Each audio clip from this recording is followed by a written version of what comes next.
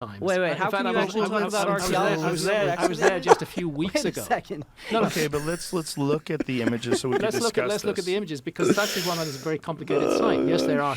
A situation is getting heated here. Logical Well, literature it's just to tell me obvi- that I've not been there, so I cannot So talk it's about obvious that archaeology? you're ignorant of the site. Oh my gosh, you just called him ignorant. You don't know Well, the instead of- huge areas that are let's cut out not- of solid rock. Yeah, drink. Yeah, have a drink, mate, because we're going to try to strangle each other in a minute. Man, I'm having a good time. About blocks. There's Let's much not more to bicker it. here and let's look at it. That's not bicker. Yeah, these guys are going to bicker for the next hour, Joe.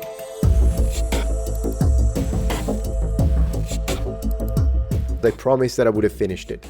So let me show you where we are so we know what we're going to do. Some people hate Hancock so much that they're like, oh, Metatron, I'm going to unsubscribe. I thought you were all about history and here you are listening to Hancock. Well, his listening doesn't mean that I'm going to believe everything he says, but I want to give the man an opportunity to speak. You know, I want to listen to what he has to say. And up to this point, in the first part of this, up to this point that I've been watching this, the discussion has been interesting between these two. And sometimes I have said, you know what, I think that's nonsense. And other times I was like, you know, that's a good point. That will give you, and there's nothing wrong with saying that a point is good. And it kind of bleeds into the guilty by association mentality that pisses me off so much. I don't think there is anything wrong with listening to anyone. And if you hate either Graham Hancock or Mr. Dibble, then that's fine. You can say it in the comments. I'm not going to remove your comment because I'm all about freedom of speech. Feel free to write whatever the heck you want. Let's see what else they have to say. My point is not nearly enough work has been done by archaeology. And how long ago was this above ground? About Above the 13,000 surface. years ago, somewhere of that order. That was the last time it could have been done above ground. Otherwise, nature, if Flint believes so, has done it. But I'm pretty confident we're looking. What is the most compelling evidence that you've seen? For instance, one thing I do appreciate about Hancock, once again, people who hate him are going to hate me as well, but I do want to say I appreciate that he puts on the gear and goes underwater and checks it out. Now, once again, some of the stuff that he said, there's no proof. It's kind of weak. But I do appreciate that he goes under. Do you go underwater? I've never been underwater to see ruins, so there's that. An underwater site of man-made construction or moving of stones. I repeat, this is Kerema. I'm only showing a fraction of the slides that we have from Yonaguni. Yonaguni isn't simply that terrace. It's a whole series of monuments which continue over a distance of a couple of miles underwater. There's a huge stone face carved out of the rock. There's a passageway. Down at the bottom of Yonaguni, there's rocks have been cleared. Yonaguni is west of Japan, by the way. Yonaguni-jima. I think that's let me double check. I don't want to give you wrong information. I do have to double check that. But for what I remember, one moment. Yonaguni-jima. Yeah, it's in Japan, west. I am correct. It is west of Japan. It's basically underwater. They found all of these steps that do look man-made to the untrained eye. Now, I'm interested to see what Dibble is going to say about that. I think that where they found some scratches, I believe currently archaeologists think that they may have been caused by natural erosion. It's the combination of all of these different things across an area of 2 miles off the island of Yonaguni that make that one of my high priority sites for man-made workmanship. And the Indian sites are also extremely intriguing, and unfortunately none of that work has been followed up. Which is a pity. And when we come to what you call rescue archaeology, Flint, if we come back to Northern Europe, for example, I mean, the last place on Earth that I would look for the remains of a lost civilization is Northern Europe. Why? Because of the cold? Because Northern Europe was a frozen wilderness during the Ice Age, and any lost civilization worth its salt would not have focused a lot of effort on Northern Europe in that time. The place to look. Very speculative, though, because you're putting yourself into the minds of... mankind builds near volcanoes. Mankind builds in extreme weather conditions. It's down near the tropics. It's down near the equator. It's in places that weren't horrifically cold and unbearable during the Ice Age. And when you talk about rescue archaeology, this is one of the problems I have, is that there is no targeted search for the possibility of a lost civilization. because archaeology is already convinced that no such thing could have existed.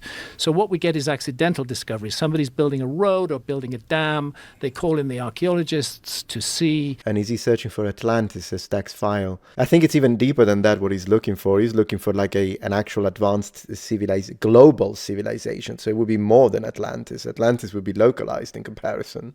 It's a very, very strong claim. It is fascinating. I mean, if I pause to imagine a civilization, say 25,000 years ago, that would span the entirety of the Earth, it is a fascinating thought. If there's any archaeology that's going to be disrupted, and some archaeology is found sometimes. That's how the Cerruti Mastodon site near San Diego was discovered, because roadworks were being done there. But this is not a targeted search for a lost civilization. This is accidental discovery. I would maintain that in the Amazon rainforest, in the Sahara Desert, in the 27 million square kilometers of continental shelves, massively underserved by archaeology, and in other areas of the world, archaeology's focus is on very limited parts of those, not on massive parts of them. I wonder if he could fund it. Because I know he has done a lot of search himself, but he made a pretty penny with his books, didn't he? So I wonder, couldn't he fund it? I haven't got a clue what the costs of something like that would be, but because he mentioned specific sites, he now gave us a list. Like, oh, I would focus on the Sahara Desert, I would go to this island in Japan, I would do that. Okay. Then does he have the money to equip a whole team, big team though, and go and excavate? Because at this point, let's see. Them. And then, I'm sure you know this, Flint, that when we come to most archaeological sites, the amount of the site that is excavated is rarely more than 5%, and often less than that. Depending on the site, yeah. And that's for good motives, to preserve the site for future generations of archaeologists to investigate. But again, it doesn't, I think, allow archaeologists to lay such claim to the past that they can absolutely rule out any possibility of a lost civilization. Okay, Flint. Yeah, I mean, so if you want to, Jamie, do you want to look up the site Pavlo Petri? Pavlo. Yeah. Petri. This is a site. Finally, a site that I'm familiar with, because last time people bit my head off when I said, guys, I didn't really study the Göbekli Tepe, or Göbekli Tepe, depending on how you want to. Yeah, I didn't really study that. And people are like, how dare you talk about this if you haven't even studied? I'm like, chill. My gosh, I'm here to learn. I'm watching. This one I did hear. This one I did read about. Okay. Site in the Aegean, and this is an example of kind of what I mean, I can boot it up on my computer if you like. Courses, for example, underwater, and it's not just sort of stone courses and walls that we find. This is from a few thousand years ago. What actually are a ton of artifacts with it, right? Yeah, I mean, they dive, they look excavate, at the columns. They pull up ceramics, they pull up stone tools, and they are able to therefore. I think I know what he's trying to build. The point that he's trying to build is this specific site underwater. We know it's man-made, not only because it's quite evident. I mean, this is clearly man-made, but also because it came with all sorts of vases and artifacts that we know and tools, so therefore there's no but then he's going to compare it to the one in Japan, and he's going to say, which is debated, and he's going to say we don't have the same amount of artifacts to justify it. Thing is though, that's anecdotal. If we're going to be honest about this, it is anecdotal, because it depends on how old. Like, you can't compare two sites if we don't know the dating, because if there is a difference of even 2,000 years between two sites, then, I mean, this site specifically that is showing is between 3,000 to 5,000 years old. And so if you compare it to something that is 10,000 years old, imagine for a moment, then the idea, we didn't find, say, artifacts, or we didn't find the same number of, we didn't find tools, or we didn't find vases, or it's more eroded, and therefore it doesn't look as man-made. It's kind of an unfair comparison. It becomes apples and pears. The dating is extremely important. Show that this was an occupied place. This is obviously not due to sea level rise. This is due to tectonic activity, that this is now underwater. Helike off the north coast of Greece also is another one that people have suggested might have inspired Plato's Atlantis, because it happened during Plato's lifetime that city was submerged underwater. And so we actually do find, from more recent times, actual underwater sites aplenty. And Pavlo Petri, what year was that? I think it's from about 3,000 years ago or so. 3,000 BC is one of the possibilities of 5,000 years ago. Well, between 3 and 5. So 3 is a possibility, but 5,000 is also a possibility. It depends. There is kind of a bracket. It's off the coast of Laconia. in BC-ish. I could be off by a Are couple you hundred saying years. those are natural blocks at Pavlov? You could be off of a couple of thousand years, but yeah. Oh, I'm saying you can see clear stone courses that looks exactly like the type of architecture we have above ground. And so the same kind of stone courses. What you You have would at expect that from the Yonaguni. historic period, no? Huh? You would expect that from the historic period. Yeah, we would. And so I would expect, though, if you're going to make an argument for something like Yonaguni, that it would look like architecture. Maybe even the type of architecture that you have. Looks like megalithic architecture to me. Looks like rock-hewn architecture. It looks like the rock-hewn areas at Sacsayhuaman, for example. Jamie actually pulled No, up some we pictures see of many those steps. different blocks at Sacsayhuaman. Oh, we're getting a little bit contentious here.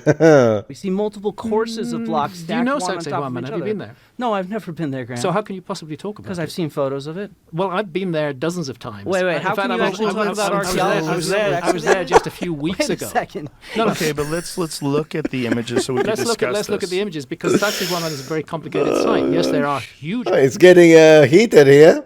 The situation is getting heated here. blocks in the zigzag walls at Sacsayhuaman, but there are also huge rock-cut areas with steps in them. I don't understand how being there lets you talk about it better than me. You've been there as a tourist to see how archaeologists have conserved it and preserved it and presented it for people coming by. That is not the same thing as excavating a site. That is not the same thing with understanding archeological Well, literature. it's just to tell me obvi- that I've not been there so I cannot So talk it's about obvious that archaeology. you're ignorant of the site. Oh my gosh, you just called him ignorant. Well, to be honest, he didn't say that he can't talk about it. He just said that, I guess, yeah. Flint. You're ignorant of the Why site am I because you don't ignorant know of what it? the site looks like. You don't know Well, the instead of- huge areas that are let's cut out not- of solid rock. Yeah, drink. Yeah, have a drink, mate, because we're gonna try to strangle each other in a minute. Man, I'm having a good time. I don't know what people are on about when they're like, "Oh no, don't watch it." Why not? I'm having a great time. Talk about blocks. There's Let's much not more to bicker the here and let's look at it. Let's not bicker. Oh, let's not bicker. These guys are gonna bicker for the next hour, Joe. And Yeah, let's do discuss that. it. Let's look at it. How do you? Yeah, let's look at it. Let's go. Sacsayhuaman. Pull it up. Come on. SACSAYHUAMAN. Okay, got it. It's beef, guys. This is beef. Salted That's beef. the blocky walls that you've been talking about. Yeah, and that doesn't look anything like Yonaguni. But they confront another area. You were showing us some pictures of it earlier, Jamie. A whole rock-hewn hillside. I don't know. None of that looks like Yonaguni. This looks like actual architecture. Yeah, it is actually architecture. Yeah, I agree. But this is not the picture that I would like to see. Oh my gosh. Do you want to find it, Graham, and put it up through HDMI? Because Jamie I obviously. mean, I know what he was asking for, but You I had it up a stumbled few across. I moments ago, stumbled Jamie. across it. It wasn't there on purpose or anything. It was probably in here somewhere, and like how I got Yeah. there, I was clicking around. So Let's see if we can get... And I mean, you know, part of the goal, though, is I'll be honest with you, Dibble's laughter kind of annoys me a little bit. to also have a date. So, Right. you know, like some of that stuff that you showed There. off the coast of India. that one there. Let's see. Okay. There's that's lots it. of this in Sacsayhuaman. Right. As you would know if you'd been there. I mean, if you would know if you had been there, cheap shot, ladies and gentlemen, cheap shot. I'm gonna listen to that again. I'm gonna listen to that again. There. Okay. There's that's lots it. of this in Sacsayhuaman, friends, as you would know if you'd been there.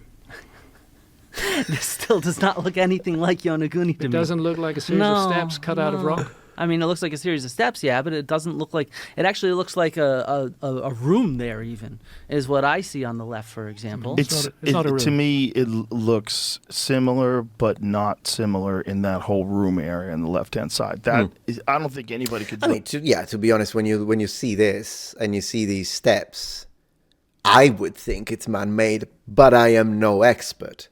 So I suppose it would be interesting to see what the methodology is when it comes to understanding, you know, I think it's called lithic assessment. There's a set of parameters that has to do with how to differentiate, for instance, when it comes to tools. There are some indicators. When it comes to artifact identification, what you're trying to do as an archaeologist, as a historian, as a geologist, whatever approach you would have, is differentiate, of course, naturally occurring erosion and formations, as opposed to lithic technology specialist artifacts and culturally produced artifacts. One thing that I would consider, which I'm surprised they didn't mention, is what type of stone is that? Because, for instance, if it's basalt, just to mention one, then is a typical type of stone that is often used by, say, Stone Age people to produce artifacts. So the percentage, the probability that an item is man-made goes up a little bit if it's made of a type of stone that we know for a fact it was often used by all sorts of populations, maybe even more so in that specific area, to produce tools. But when it comes to deciding, okay, but is this man-made, or are we just looking at broken grain coarse rocks? And the reality is that you look for distinctive characteristics which do correspond with techniques employed by the people of that culture and of that period. And you specifically look for the byproducts of the production of such items. Is there anything that surrounds that?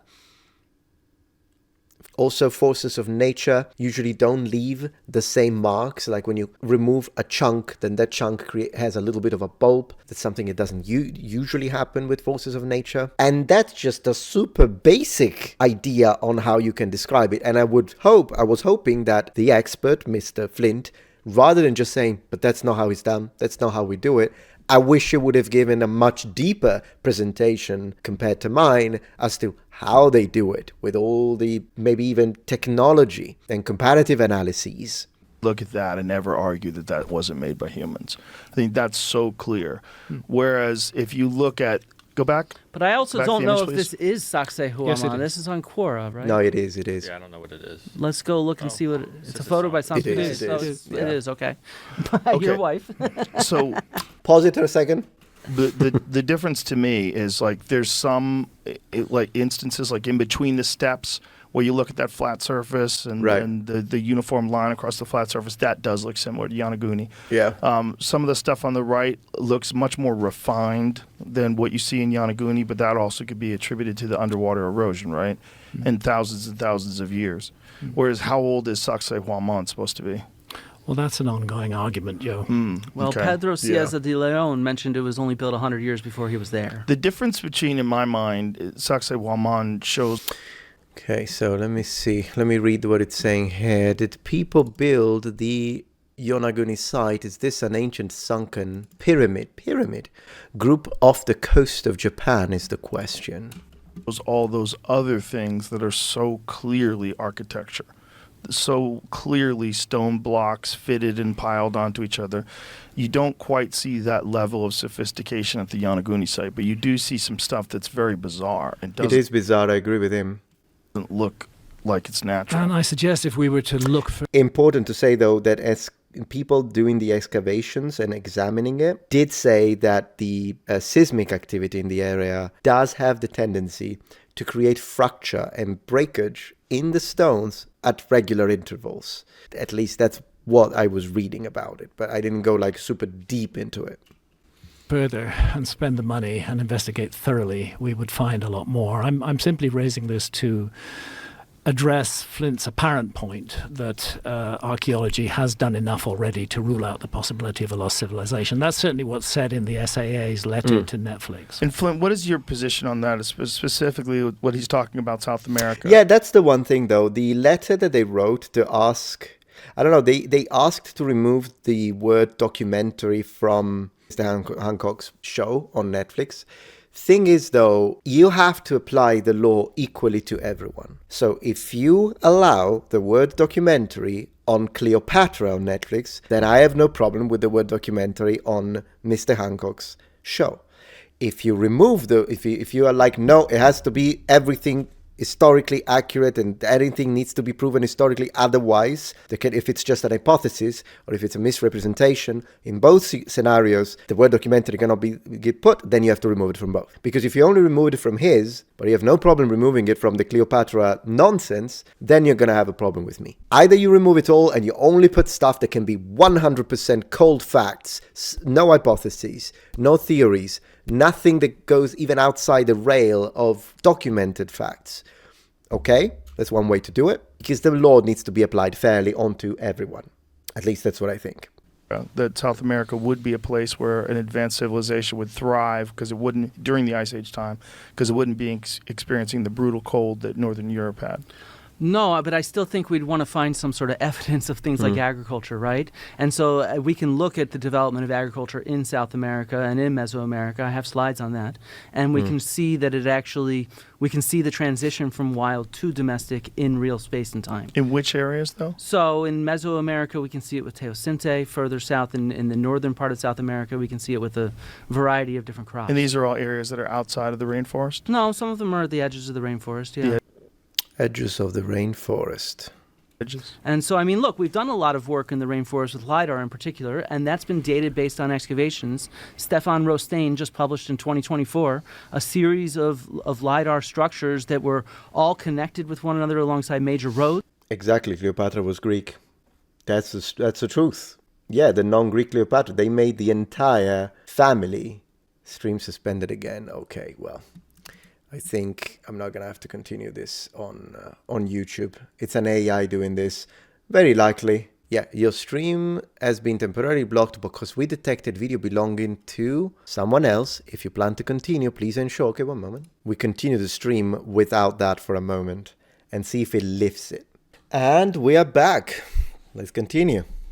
Further south in the northern part of South America, we can see it with a variety of different crops. And these are all areas that are outside of the rainforest? No, some of them are at the edges of the rainforest, yeah. The edges. And so, I mean, look, we've done a lot of work in the rainforest with LiDAR in particular, and that's been dated based on excavations. Stefan Rostaing just published in 2024 a series of LiDAR structures that were all connected with one another alongside major roads, and based on excavations of several of them, it dates to about 2,500 years ago. And so this is the key thing, is we want to understand clear dates for stuff. And that is the key thing. We have plentiful evidence. Do you mind if I show you some of our Ice Age evidence that we have? It reset. I think the HDMI resets when you shut it. HDMI is... Did I shut my computer? Yeah. I'm sorry. Should I unplug it then? Yeah. Okay. It is a battle against the HDMI. This is what it is. Technology, man. I don't know. Sorry, I have a cheap computer. I work for a public university and have a small grant. I don't think it's the computer's problem. It's all good. Okay, it's all good, because when he said, I don't think it's a computer's problem, I think it's you. Pull up my actual one. So I don't think that's what Joe Rogan meant. Let's look at some of the meant. Ice Age stuff that we can look exactly where Graham says we're not looking. And I want to show you what we do have. No, I say you're not looking enough. Okay, but I want to show you what we find when... It's correct too. You know, what Hancock did now, it's called redefining your point, and it's very important to combat against straw men. I'm not saying that necessarily Dibble was trying to straw man him, but what he did is okay. Like if someone, because I know that once again people get very emotional and they get very personal about it, so they'll be like, oh, why did he say that? No, he said it because he's reestablishing his point, because that is critical in a debate, to be able to constantly reestablish your point, because otherwise your intellectual opponent, willingly or not, depending on who you're talking with, may create a straw man, and then they'll attack the straw man, and if you don't reestablish your point constantly, you'll end up defending a point that wasn't yours to begin with, and then it's much weaker and therefore harder to protect. That's what's going on here. When we do look. Because I completely agree, Graham. I actually hope the people who are interested in more archaeology happening donate to things like the Archaeological Institute of America, the European Association of Archaeologists, and the Society for American Archaeologists. That can help fund more surveys and excavations. If somebody wanted to do that, where would they go? To their websites, saas.org, archaeological.org. I think it's archaeological.org. Can I give you guys the links to put it on the YouTube and stuff like that? Sure. Yeah, so archaeological.org for the Archaeological Institute of America, and I'll give you guys the links for that so that you can show that. Okay. I just wanted to get it out there while it's still in people's minds. Listening to this. Look it up, Archaeological Institute of America, Society for American Archaeology, and European Association for Archaeologists. Okay. They are great. Yep, Joe Rogan knows how that works when it comes to the public. If this guy knows how the public works. Institutions that support stuff. I just want to dedicate this quick thing to my dad. He was an Ice Age archaeologist. He innovated how to do mapping and how to look at stone tools, and please blame him for any of my mistakes, any of his colleagues that are listening. So I want to talk about one of his surveys that he actually did in the upper deserts of Egypt, above Abydos. Abydos is famous because that's where the... High Desert Paleolithic Survey at Abydos, Egypt. there is a far greater problem than posted by the huge areas on the Earth where only minimal archaeological investigations are ever carried out. The Sahara Desert, for example. Okay, so there is... It's interesting, though, because, I mean, I remember in the first section of this, Hancock's point was indeed that the Sahara wasn't... It had received minimal archaeological coverage when it comes to digging. But it seemed like Flint Dibble's point, unless I misunderstood him, was the opposite. He was saying that the Sahara had been extensively mapped and searched and all that. So now that feels a little bit of a... Let's see. Pre-dynastic dynasty came from in Egypt. Okay. But up in the upper areas, him with Dablshevsky and Shannon McFerrin, they went and they surveyed 2,100 different places where, based on sort of the geology of the areas, they thought there was a decent chance that people might have been there in the past because of it being not a desert environment, but more of a savanna, more green. And because of erosion, there might be stuff visible. Right? So they targeted these areas and they found, nearly 200 different sites, all dating to the Ice Age, dense scatters, some of them dense, not all of them were dense, like this one on the right, of lithics, of stone tools that showed people working in place, and they mapped them out in the desert. They have 36,000 different artifacts that they found in this survey. And in many places, they could actually refit these back together. Wow. So they could understand that people were doing this right here in this spot. And so, one of Man, imagine the amount of work that you needed to do this. Never give you like puzzles? Man, this is like puzzles on hardcore. the great things about Desert Survey is because of all the wind erosion, we actually should have exposed more architecture, more artifacts, and because it's so dry, things like organic material preserved sometimes as well. And so we actually have this picture of stuff that's different than, say, you know, in a more temperate zone. But if Yeah, sure. I mean, for preservation of organic material, I think 3 are the conditions that would really favor that.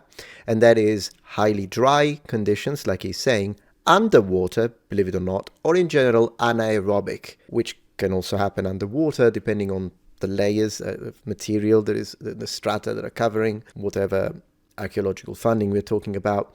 And then ice. if we start looking at underwater sites, I talked with Dr. Jessica Cook-Hale, who's now at the University of Bradford, who has done underwater dives and found Ice Age sites off the coast of Florida. So this is in the Gulf of Mexico. Jamie, I have to give this to you. Sorry. I have a video here for you. You could airdrop it. No, I don't No, know it's if I have okay. Just give airdrop. him the flashlight. Yeah, He's got a. I'm low tech, Graham. Well, it's just Windows. Yeah, no, I know. Isn't that a part of a How do you airdrop it with Windows? I thought it was a Mac thing. big lawsuit right now?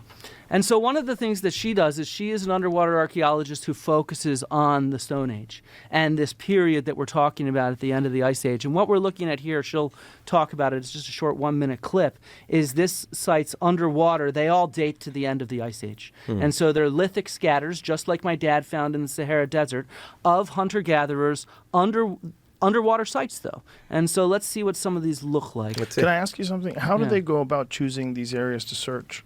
Yeah, she's going to explain that. Okay. So what she does is she develops predictive models based on the geomorphology. This is her Fascinating. or actually her colleague, finding some stone tools. So they look at the underwater geomorphology, they take known sites above water, and then they predict where they might be able to go and successfully find material. And then they go dive, and often enough they do find that material. And they're able to find... Here we go, yeah. Okay. It has some of the densest terminal Pleistocene and early Holocene occupations in the American Southeast, or definitely in Florida. We don't just do random dives. We go back Right. from the known to the unknown. We look at terrestrial patterns. We look at cultural types. So periods where people were using shellfish as a subsistence base. It's Right. really important to look at those sites on land and say, what are the factors? What environmental patterns or cultural patterns can we tease out of these larger distributions? And then we project it offshore. And if we're fortunate, then after we pull all those threads together, this is what we get.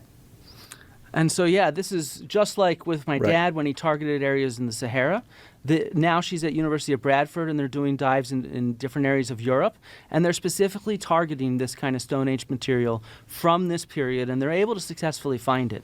And so I think that that's important to understand, because this material is there to find, even though it's very much ephemeral material from hunter-gatherer camps. And this is oftentimes outcrops of stone for making these kind of stone tools. So that's what they're actually finding, is where they're making it, looking at the geomorphology to find. I think it's really difficult to date the stone tools, because if you think about it, in order to date it, you can use the way in which it was made, you can use the size or the shape and compare it to things that were used maybe predominantly on one era rather than the other. But the stone itself, it's really difficult to date stones, because a stone is a stone. A stone has probably been there for like thousands and thousands and thousands and maybe hundreds of thousands of years.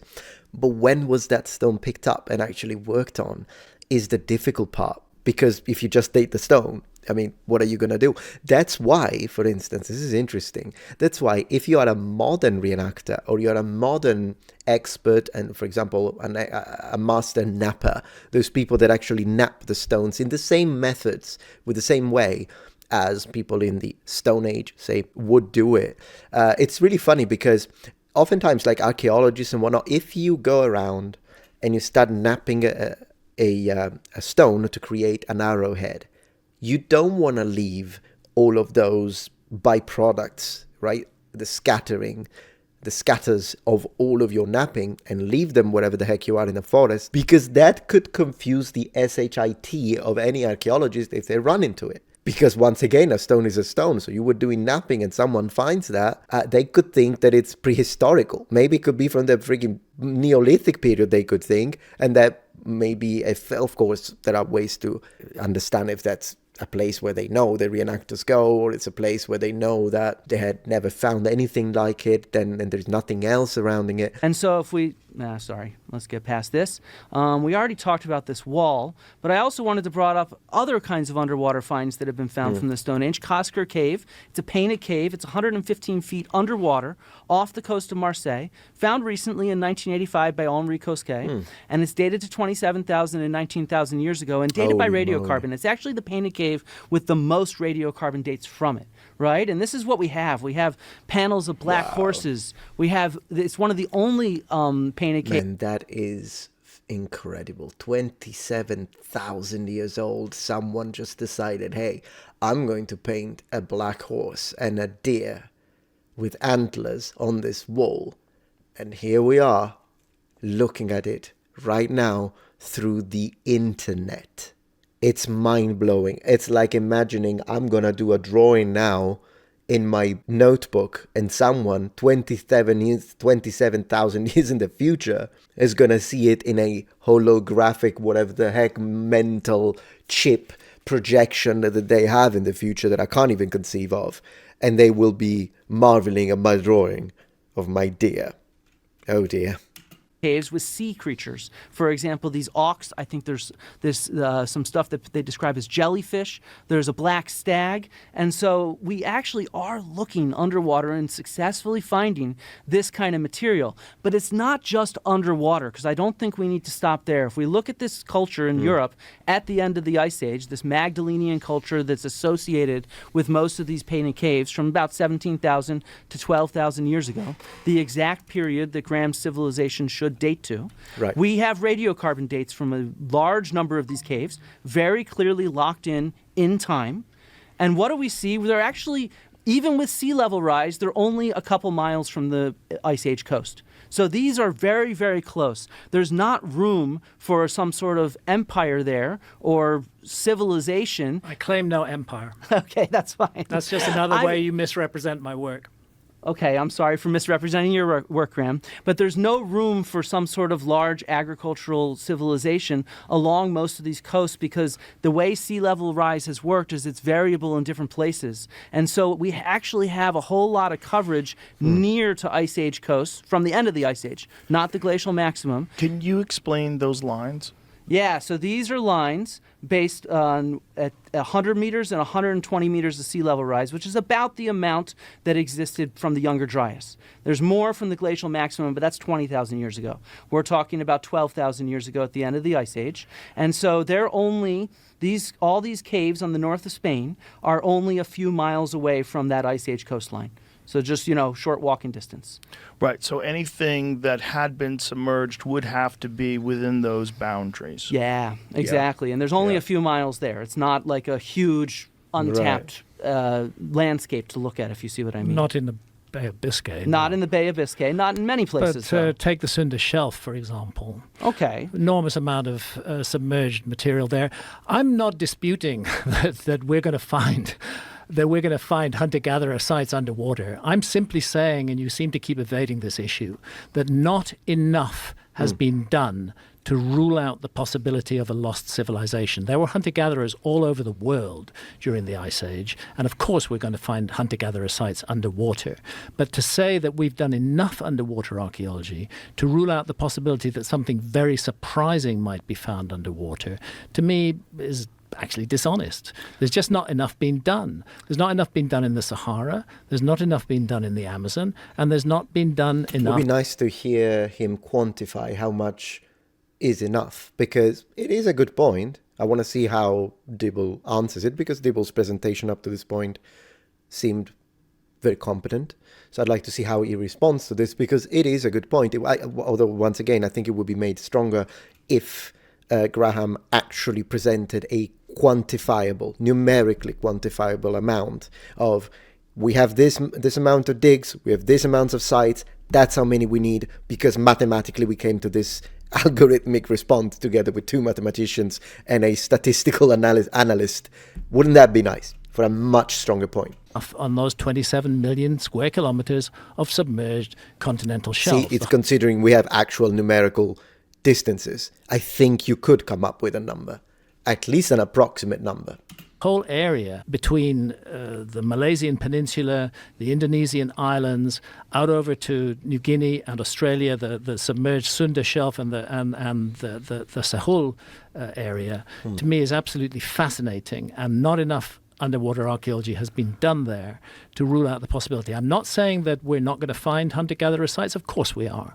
But I'm saying that for archaeology to claim and to quite viciously and unpleasantly attack me for suggesting the possibility that there might be a lost civilization, to make that claim while having failed thus far to investigate thoroughly the vast areas of the submerged continental shelves, the vast areas of the Amazon rainforest, the vast areas of the Sahara Desert that have not been investigated, that claim is premature and that claim is disingenuous. But we have thousands of sites from these areas. I don't care how many Graham, sites you've give me got. a second. There's we have 3,000 underwater sites Graham, that have been found. Graham, working with archaeology is working from the known and what we actually have towards the unknown. And when you say that we're not investigating these areas, I'm showing you that we have. We have evidence from all... I admit you have. Okay, so let me explain Don't and share with misrepresent people. me. I'm not misrepresenting you. Of course you've surveyed some of those areas, yes. We've surveyed quite a bit of them, and quite a bit of them are on What do you mean land. by quite a bit? How much of the submerged continental shelves Graham, have I'm actually going been to keep studied? showing you areas that we have evidence for. Why do we have so much evidence for ephemeral hunter-gatherers but not evidence from an advanced civilization that is global? That should leave behind monuments that are far easier to find. Instead, what we get are plentiful sites outside and in caves that show coast... I think that kind of returns to... because now Graham is going to say we do have the monumental sites, and he's going to talk about the megaliths again, and then they're going to go into the discussion of, to me it's natural, to me it's man-made, to me it's natural, it's obviously man-made. No, it's not. It's going to be, I think they're going to go back to that. Coastal interactions. We have evidence of these hunter-gatherers interacting with the coastlines. They're collecting shellfish and fish. They're turning them into beads. They turn whale bones into points to hunt with and to other kinds of artifacts. And these whale bones and these shells don't just end up on those coastal sites. They end up further inland as well. So we can see all over the world this kind of coastal interaction. And it's not just areas like that. That really reminds me of like Elder Scrolls and how you find a cave and you're like, or even Dragon's Dogma, in fact. You find a cave, you want to explore it and you find the stuff in it. Sounds fun. So, for example, sea level rise is not even everywhere. Just on the southern coast of Crete, I've been here. Dr. Tom Strasser has showed me around this site. Very thankfully, I'm very much in debt to him. This is an area where the African tectonic plate is moving under the European tectonic plate, and so the land is rising faster than the sea level has risen. And so Tom specifically targeted it for survey. He found dozens of sites, and then he excavated several of them. What this is this is an uplifted sea cave. It's a cave that was formed from wave action. before the Ice Age, and then with tectonic uplift, Before the it Ice raised Age. up many, many, many meters above the current sea level. And what did he find? He found a Stone Age hunter-gatherer camp. He excavated it. He found obsidian. He found other kinds of lithic tools. He found animal bones, and he dated it. Obsidian is fascinating. If you haven't looked into obsidian and how I've talked about it on one video, I should represent it again on a dedicated video. But obsidian is absolutely fantastic. Like how it really a tool, a weapon, an arrowhead, a knife, a sword made of obsidian. With sword, it's kind of more of a like in between a mace and a sword, really, but whatever. A blade made of obsidian, which is a stone, can, if worked properly, it can get so thin in the edges that it goes into the microscopic level of thin. It's crazy. It's crazy. Subatomic. To right at the end of the Ice Age, right? None of that's surprising to me. Okay, Just but we address can my find key this point. stuff so easily. How much of the submerged continental shelves have actually been investigated by archaeology? Is It doesn't more or matter. It does matter. No, it doesn't. 'cause 27 million square kilometers, the size of Europe and China added together, and you've investigated less than 5% of it. That doesn't matter. the fact that we found thousands of these hunter-gatherer sites does not matter? It does matter. No, both things I think matter, but here is when you see that this is not necessarily a conversation, it's a debate. Because notice how a question is answered with another question. That is when a debater tries to take control of the conversation. So at this point, they're not conversing. Of course, you're going to Hold find on, them. both That's what I expect to find in the world. Both things can be true. Both Yeah, can be true. Exactly. Or we can go to North America where we have 12,000 different sites, I think it is, with Clovis points, and we can see where these coastlines are. On the eastern seaboard, yes, there's a large amount of submerged continental shelf, including the area in Florida where we saw Jessica Cook Hale dived and found sites. If you look at the western seaboard, on the other hand, there is not nearly as much of a submerged continental shelf. And what's really interesting about the western seaboard is not only have we been exploring it for 40 plus years, and we have multiple sites dating to this period. For 40 plus years, we've been exploring Pleistocene shorelines of the Pacific Northwest. At the end of the Ice Age, sometimes with wood and cording, other times with stone tools, all of them hunter-gatherers. 1 second, Graham. Sure. And so you mentioned this Clovis first hypothesis, right? Mm-hmm. It's been decades. You bring up news articles and headlines that say that it's still being debunked. That's not what archaeology is. Our articles ourselves don't say that. Our articles instead present new hypotheses like the Kelp Highway hypothesis, because scholars do not write the headlines for media articles. I cannot help how journalists portray what we do, okay? And so what we're looking Fair.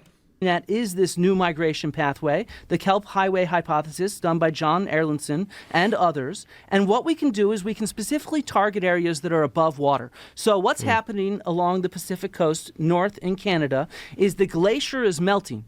And that causes sea level rise. But the weight of the glacier pushes down the land. So as it melts, there's less weight on the land. And it's called isostatic rebound. So there's a whole chunk of the Pacific coast along Canada where it's above land right now for us to excavate. And people have been targeting that. Out of the University of Victoria, for example, Duncan McLaren has found footprints right there on what is an end of the Ice Age coast from about 15,000. Sites, artifacts and footprints intensively exploring Ice Age coastal line, a post-glacial sea level hinge on the central Pacific coast of Canada.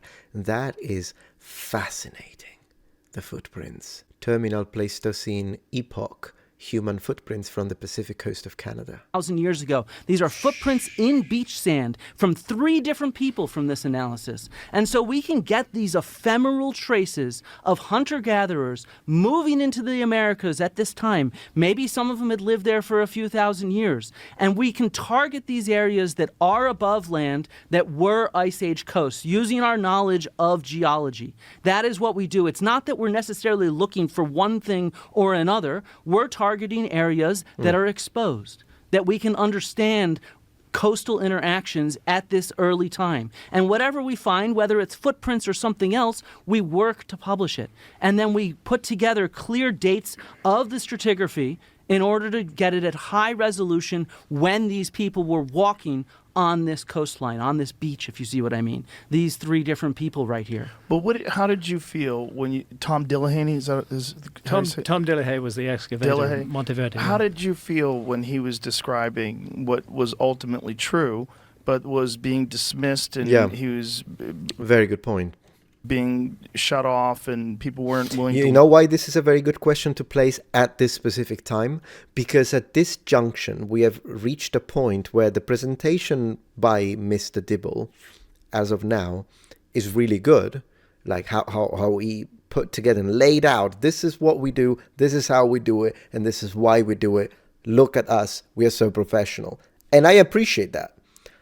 But how do you connect it to this now? Because if they're connected, this is a very critical point in this discussion for Mr. Dibble, because he just demonstrated his proficiency, not only his, but that of the archaeological field. Fantastic. But now he has to also demonstrate, by the way he answers this, that they're also fair. Because otherwise, if he fails this, if he fails at responding in a way that is satisfactory, what's that going to mean is... we know it all, we gatekeep this, do not talk to us. So this is a critical moment. And I'm very curious to see how he's going to connect it, because if the connection is good, then the ball is on Mr. Graham's side as to, okay, how are you going to come back now for you to gain points, because this is what a debate is. Let's see. Look at the data. How do you feel as an archaeologist? Oh, I think that's complete. I don't mean that what Graham's saying is bullshit. I think it's complete bullshit for any colleagues of mine that try to shoot down actual evidence. Very good. That is ridiculous. I'm not trying to say that all of archaeology is like any community of people. There includes some assholes. I have worked with some assholes before, right? And so... that's a good... I don't know if he actually means it, but it is a good PR answer. I would say, though, that to represent that as all of archaeology is kind of silly, because most archaeologists don't focus on the peopling of America. Me, I do ancient Greek research. When people arrive in America does not impact the research I do, for example. All my Greek colleagues, people that do Chinese I wish that now the answer was good, but it's very basic. You now need to explain to us how the system allows that, because... if the system allows that and you say, oh, well, that's just the asshole archaeologists, okay, but they exist too. So how do we know that, for instance, and I'm just playing devil's advocate right now, but how do we know that Mr. Hancock's research is also not one that has been shut down by asshole archaeologists? Not you, but asshole archaeologists at that point. So once again, I'm playing devil's advocate. I don't know if Hancock is full of it, or if Hancock is onto something, or if it's somewhere in between. Maybe on some things he's actually got some points, some good points, but maybe on other things he hasn't got a clue what he's talking about.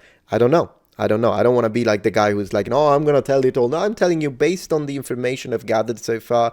And I've been investing quite a bit of time on this lately because I find it interesting. I personally find the idea of a massive civilization to be fascinating. I hope that it is true. I really do. Do I believe it? I'm not convinced just yet. But I do hope, because it would be really cool.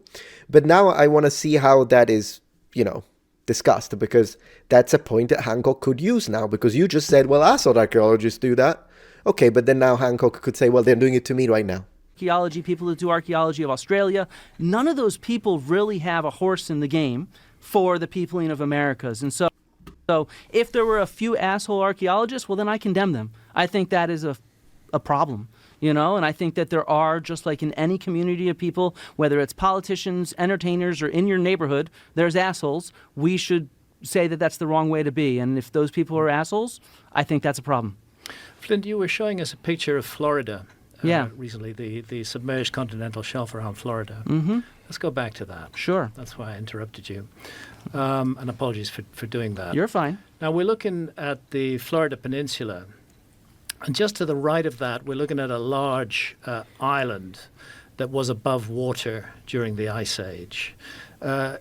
It's in the light-shaded green area. The dark-shaded bit is the island called Andros. Mm-hmm. But what we're looking at is the Bahama Banks. that were above water during the Ice Age. So this might be a good opportunity to get into the controversial issue of Bimini, which is one of the many issues that I featured in Ancient Apocalypse and that I've been attacked for. Do you mind if I actually finish my PowerPoint first, or? Oh, go ahead. Yes. Okay, sorry. It's a very long PowerPoint, though. So I mean, but then again, I'm not Joe Rogan. He chooses time No, you're allocation. fine. All right, we'll go back to Bimini. Yeah, we can get to Bimini in a second. I do want to point out that right in downtown Miami right here is an archaeological site called Cutler Ridge, which also dates to the end of the Ice Age. It has shells, it has lithics, it has even, I think, human remains, and it shows that kind of coastal interaction not too far from the Ice Age coast. It's just a few miles away. Sorry, let me You get... have images from that? No, I don't think I do. I'm sorry. No worries. We could Google it if we want. But I do want to just sort of end this little thing by saying that we have coastal Ice Age archaeology from around the world. From Africa, from Asia, from Australia, from the Americas. Everywhere you look, there are Ice Age coastal sites. For example, this set of beads from a burial of a child from La Madeleine. These are marine beads found inland. They were embroidered into the clothes that this child was buried in, right? It's about a 7-year-old little child buried there. And so you get these kind of pictures of the past, of the people that lived in this sort of tough terrain. Very moving. And exploited the coasts all over the world. And so I just want to really emphasize underwater archaeology. We find things, for example, like a seawall off the coast of Israel, trying to combat the coast level rise that was happening in the Stone Age, right? We have lithic artifacts on submerged archaeological sites all over the world from different periods. And so we really are looking for this. No, we're not just finding shipwrecks, and we are finding plentiful Stone Age stuff, hunter-gatherer sites, and it just sort of, it strikes me as unbelievable that we have so many thousands of sites that show coastal interactions at the end of the Ice Age from these hunter-gatherers, but we have no evidence of a lost advanced civilization. That strikes me as, maybe this doesn't disprove it, but it makes it very, very hard to swallow, if you see what I mean, because nobody really understands how much archaeology we have. We have a lot these days. It is a study of big data. It's not a study of just going to one site after another. It's about aggregating this to understand how people were living at the past, and sometimes zooming in to get pictures of individual people and how they survived. To draw, I have to really repeat myself here. Yeah, I can go back up there. We're looking at Bimini? less than 5% of the continental shelves that have been studied at all by archaeology. I'm not surprised that we find hunter-gatherer traces underwater. I'm very glad that we do. I would be very surprised if we didn't. But what I'm saying is that not enough of that 27 million square kilometers has been investigated. Only a tiny fraction has been investigated. And that fraction is not enough to draw the conclusion that we can absolutely say there was no lost civilization. Same goes for the Amazon rainforest. Same goes for the Sahara Desert. But can we say there's no evidence for an advanced civilization in what they have studied? In what they have studied, yes, we can say there's no evidence for an advanced civilization. But that brings us to another issue of what is studied and what is not studied by archaeology, which we can get into, and we will get into. But I would like to go back to Flint's inundation map of Bimini. It's here. Yeah. And we just beneath the compass rose there. Can we highlight that somehow? Down yeah, here? the submerged Bahama Banks, the Grand Bahama Banks. You're on them now. That was a big island above water during the Ice Age, and it actually stayed above water until about 6,900 years ago. So let's just talk, because I know Bimini has been a very controversial issue. I don't know if it's a controversial issue for you, but certainly for a large number of your colleagues, the suggestion that the so-called Bimini Road is a man-made artifact has been mocked and laughed at a great deal. I'm not sure if mocked is right, but I've definitely heard it's a geological sand beach. Yeah, It's the beach sand. Can we see it? Are you familiar with the general work that's been done at Bimini? I am not a geologist, so I'll go with no. Okay, but I've heard from other geologists that it is definitely not man-made. Okay. Well, can I put my So Flint's point of view, definitely not man-made. Let's see if Graham thinks otherwise. At this point, I think that's the pattern. put my HDMI? HDMI. HDMI There's again. so many different pairs of glasses here. It's really crazy. Bimini inundation maps. Yes, I just want to say I worked with Dr. Glenn Milne, who's a leading geologist studying marine archaeology. This is the Piri Reis map. And change my glasses yet again. I'll tell you, old age is a bitch. So it's this map that I'm interested in. It's this large island, and the possibility that that large island was depicted on, as it looked during the last ice age, that it is the submerged Bahama Banks, and that running up the middle of it is a depiction of the so-called Bimini Road. Now, I'm showing, as it looks today, top left, where the Bimini Islands are, and the island of Andros. If you go back 4,800 years, bottom left, you can see that the Grand Bahama Banks were submerged. Yeah. But up until 6,900 years ago, they were above water. And 12,400 years ago, they were above water. And I must say that looks very much to me like the island that's depicted on the Piri Reis map. This is Glenn Milne. He worked with me on the inundation maps for my 2002 book, Underworld. I think you have to agree that he's a very major expert in the field. These inundation maps that he has given us are a very accurate representation. And those original maps, the ancient ones, how old are they? That's the 1513 Piri Reis map, which was based on more than 20 older source maps, as he tells us on his own handwriting. We only have a fragment of the map. It's full of inaccuracies and problems. But I'm just... Do you know what would convince me? What? So I used to do a lot of GIS for archaeological projects where I'd take historical maps and I'd try to line them up with actual terrain like satellite imagery and stuff like that. You should work on georectifying these maps to see how they line up in real space. Because right now what I see, I have to squint to see if it looks right or not. And so I think working with something like a GIS expert to georectify this stuff and show how actually accurate it would be, where you could actually statistically measure that, would make it a lot more convincing in my mind. No, that's a very good idea. That's a good point. Flint. Thank you. Can we see images of the Bimini Road itself? I'll show you a couple of slides. If I can put this up. Come on. And that's me diving on the Bimini Road.